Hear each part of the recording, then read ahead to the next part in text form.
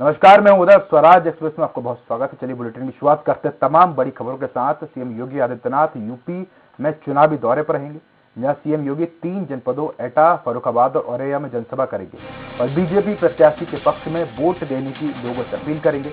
बता दें कि सीएम योगी एटा के जलेसर, फारुखाबाद के अमृतसर और कमालगंज में जनसभा को संबोधित करेंगे। वहीं सीएम योगी औरैया के विधूना में भी जनसभा करेंगे।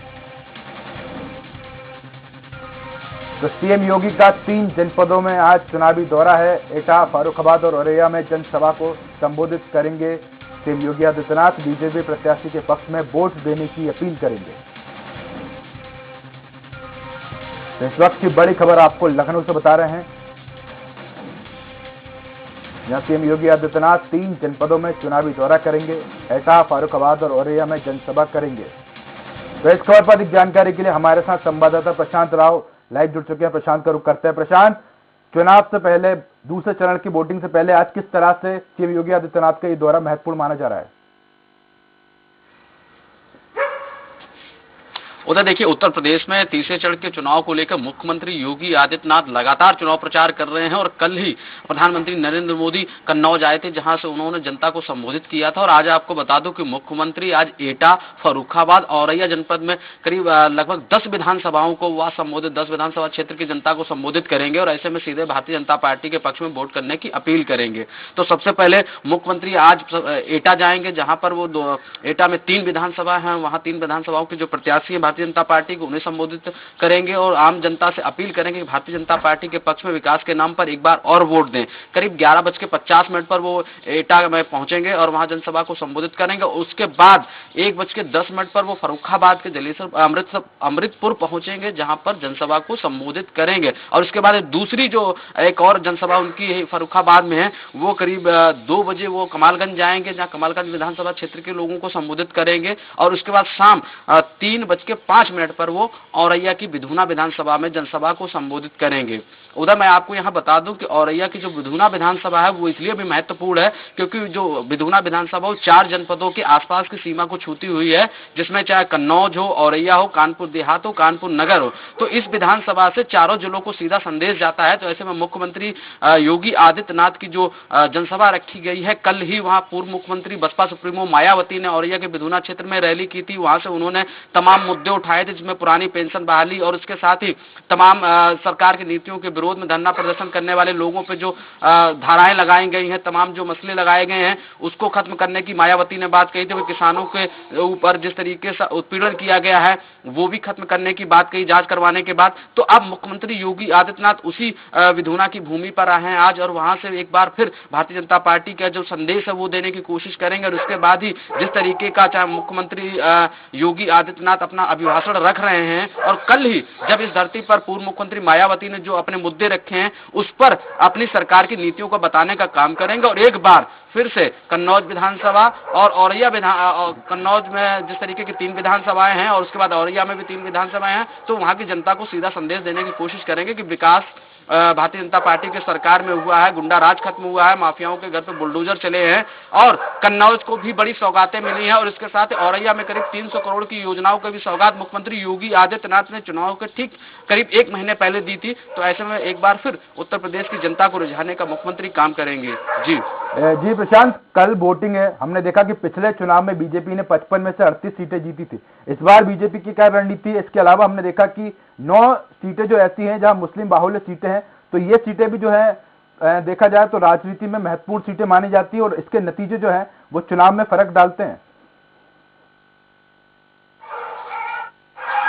जी बिल्कुल, देखिए उदय, उत्तर प्रदेश में अब की बार जो सियासत है, जिस तरीके का कर्नाटक कांड हुआ है हिजाब को लेकर, तो एक बार जो यहाँ सांप्रदायिक और धार्मिक मुद्दा बनाने की कोशिश की, विभिन्न दलों को इस पर प्रतिक्रियाएं भी आई, लेकिन उस प्रतिक्रिया का कोई असर उत्तर प्रदेश के चुनाव में फिलहाल नहीं देखने को मिल रहा है। क्योंकि चाहे मुस्लिम मतदाता हो या हिंदू मतदाता, दोनों समझदार है और जान रहे हैं कि इस ध्रुवीकरण का कोई भी चाल कहीं भी सक्सेस होने वाली नहीं है। और ऐसे में मतदाता बिल्कुल निष्पक्ष होकर एक बार विकास के नाम पर वोट देने का बात कह रहा है। आप कई बार स्वराज एक्सप्रेस प्रदेश ने लोगों की राय जानने की कोशिश की है, चाहे मुस्लिम मतदाता हो, उसको भारतीय जनता पार्टी से कोई गुरेज नहीं है। विकास के मुद्दे पर इस बार वोट देने की बात कर रही है जो भी मतदाता है, तो भारतीय जनता पार्टी लगातार अपने विकास की बात करती रही है कि उन्होंने विकास किया है, उत्तर प्रदेश में गुंडा राज खत्म किया है, कानून का राज स्थापित किया है। इन्हीं सब मुद्दों पर अब की बार उत्तर प्रदेश में वोटिंग हो रही है। कल से चुनाव है, तो ऐसे में चुनाव को लेकर किस तरह से चुनाव आयोग ने तैयारियां की हैं, किस तरह से पोलिंग बूथ बनाए गए हैं और सुरक्षा के किस तरह से इंतजाम किए गए हैं, खासकर बुजुर्गों के लिए और महिलाओं के लिए?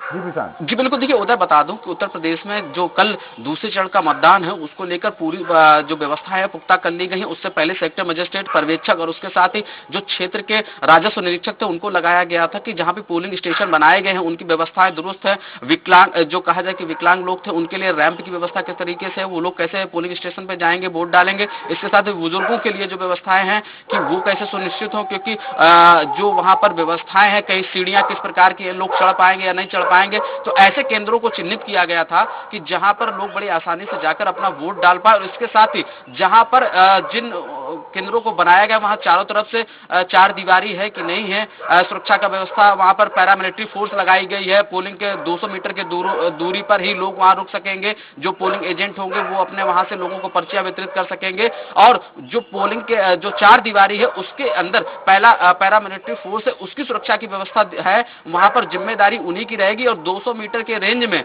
वहां स्टेट पुलिस की जिम्मेदारी रहेगी सुरक्षा व्यवस्था की। और इसके साथ ही सेक्टर मजिस्ट्रेट दिन भर वहां पर लगातार अपनी जो पेट्रोलिंग करेंगे और उसके बाद पर्यवेक्षक भी दिन भर पेट्रोलिंग करेंगे। तो ये सब जो कहा जाए कि अब की बार का जो चुनाव है वो पूरी तरीके से चुनाव आयोग ने रणनीति करके कराया है ताकि कहीं भी कोई भी आपराधिक घटना ना हो पाए और कोई भी अप्रिय घटना की सूचना ना आए। उसके लिए 2 लेयर सिक्योरिटी की व्यवस्था इस बार की गई है। उदय प्रशांत, हमने देखा कि कोरोना चल रहा है और चुनाव आयोग ने भी बड़ी रैलियों पर प्रचार पर रोक लगा दी कोरोना के मद्देनजर। तो ऐसे में दूसरे चरण में कोरोना को लेकर किस तरह से तैयारियां हैं, किस तरह से लोगों को सोशल डिस्टेंसिंग का पालन कराया जा रहा है, क्या सैनिटाइजर और मास्क की वहां पर व्यवस्था कराई जा रही है, किस तरह से व्यवस्था है वहां पर प्रशांत? जी बिल्कुल, देखिए परसों ही जो राज्य सरकार की तरफ से आदेश आया है, प्रमुख सचिव ने, मुख्य सचिव ने जो आदेश दिया है उसमें बहुत सी चीजों की छूट दी गई है, लेकिन मतदान के दौरान किसी भी प्रकार की कोई भी छूट नहीं दी गई है।